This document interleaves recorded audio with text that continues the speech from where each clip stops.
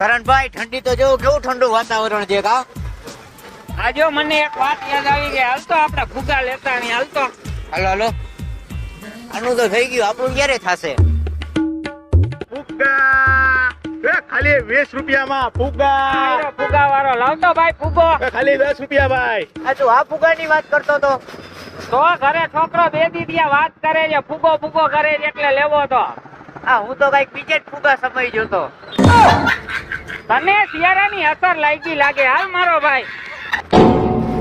એ હાલો ફુગ્ગા એ ખાલી 20 રૂપિયામાં. અત્યારે તો 10 માં દઈ દીધો, ખાલી 20 રૂપિયામાં. તમને 10 માં આપી દઈશ ભાઈ. ગાડો જ છે ને, ગાડો જ છે. આ શું છે બધું?